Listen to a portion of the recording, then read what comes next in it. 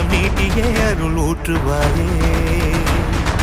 தேடாத போதே கண்முன் தோன்றுவாயே, வாடாத போதே கண்ணீராற்றுவாயே.